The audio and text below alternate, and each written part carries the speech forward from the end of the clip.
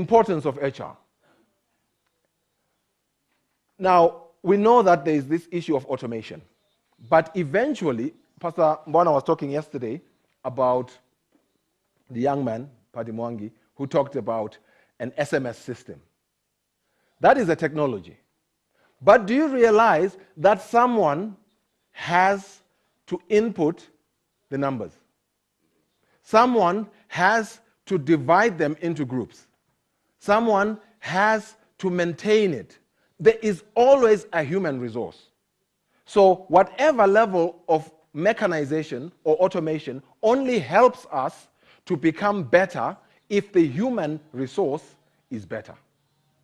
We can have the same tools, but if we don't have the ability to use them, then we are still not going to achieve the leverage that we are supposed to achieve. Now, the human beings who are now involved are more than just robots. They have feelings, and we need to be sensitive to those feelings. And that's where the aspect of human resources comes in. Do not cause your brother to stumble. So we have that responsibility in human resource management. Human resource management is not a one-way thing. It's not I am managing them. It is a responsibility for us to be able to be our brother's keeper. A divided workplace will not produce results.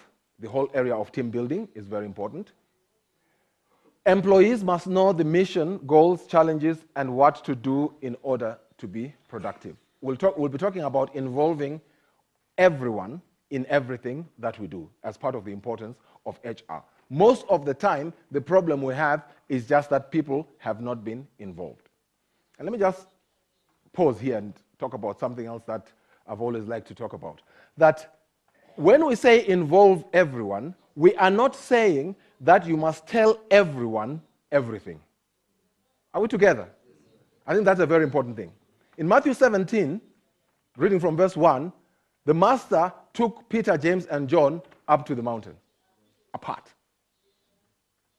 And while he was out there, on his way down, I'm going to be referring this again later in the afternoon, but on his way down, he said to them, tell no one what you saw. He said that. The master said that. And so I come back to my sermon of kitchen cabinets. Jesus had his kitchen cabinet. And I'm sure the other disciples were not very happy. They were not very happy. That, he's going with these three. It's not the first time he's going with these three, and in fact, his favoritism is even worse. It must be nepotism because two of them are brothers. And so he comes down and he says, no, the issue is don't tell everyone. And the point I'm trying to make here is that the only important thing is for your people to understand that these are the structures. Not everyone is a president. Not everyone is a member of this committee. So people must understand the principle, and we're going to talk about delegation, the principle of distributing information on a need-to-know basis as something that is not sinister, but something that is actually good for God's work.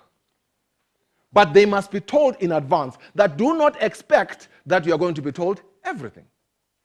So when we say transparency, when we say openness, we are not saying be so open that you tell everyone everything. No. We are saying be open enough to let people know that there are company secrets. Be open enough to let people know that there are secrets in the council. Be open enough to let people know that at the right time, we will have you know. Questions? Sorry, I forgot to say something else. One of the introductions I always make is that a professor of mine told me at university that, and I always say this as well, there is no such thing as a stupid question. There is no such thing as a stupid question. Only answers can be stupid. So when someone tries to tell you that you have asked a stupid question, it's often because they don't know the answer. So let us be very clear on that. And what I'm trying to say to you is, please, stop me and ask at any time. Put me at risk. However, there is such a thing as a stupid person. And that is someone who, having a question, does not. Now the choice is yours. Okay. Key questions in HR planning. What is the task to be performed? Eventually, everything reduces to the fact that someone has to do something, isn't it? You can talk all kinds of theory, and I think that was the import I got from my pastor's invitation letter to me.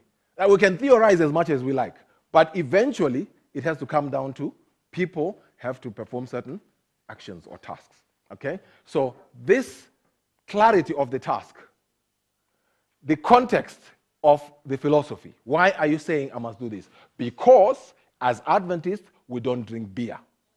No, but you know, it is not criminal to drink beer according to the law. That's fine. But that is our philosophy. Mission. The task and the surrounding context of the task must be clear. And there should be no apologies for that. How many people will we need? Okay, that's for you now as presidents, wanting to be very clear about ensuring that you don't underscope assignments. What specific skills will be needed by employees now and in the future? A skills audit. Okay. How can employee performance, organizational productivity be improved? Now, one of the things that I think we need to think very seriously about is the issue of performance appraisal. In a performance appraisal, when someone joins the organization, let's say this is a year, January to December. In a performance appraisal, the performance appraisal starts when you set the performance targets, not when you evaluate the performance. Okay? Now, a lot of us have no clarity about the original performance targets. And good HR practice says we set the targets at the beginning. And guess what the beauty of this is? You set the targets together with the employee. So it's not like you are imposing targets. When you say, you are my director of ministerial, my ministerial director, so how many souls do we want to baptize by the end of this year? You're not saying, I want you to go and get 1,000. You are sitting down and you're negotiating. And let it come from them. Because it's easier to hold people accountable to targets that they have agreed to. And so that towards the end, what you're doing is you're pulling out this performance appraisal. Secondly, I want to talk about something else. It's called a 360-degree appraisal system. And this is what it means. And I don't know that you're going to like it or not. Here is the president of the union. Union president. Here we've got union. Okay, fine, good. Here is the president of the union. Okay. Then we've got the presidents of the fields and conferences and institutions. Okay. Now, we then have up here the president of the division. Okay? And here we have other presidents. When we are talking about a 360 degrees, which means 360 degrees appraisal, what we have here is this president, the union president, let's call him B, and this is A. Okay, let's say this is E, F, G, H, I, J. The president of the union is going to appraise his subordinates. But the president of the union, there is going to be a part of that appraisal that talks about how well he works with other presidents. Then there's going to be an appraisal by the president of the division. Then the interesting part is here. Then we have arrows now flowing the other way. This president is going to be appraised by his subordinates. Are we together? So they are going to say what kind of a president he is.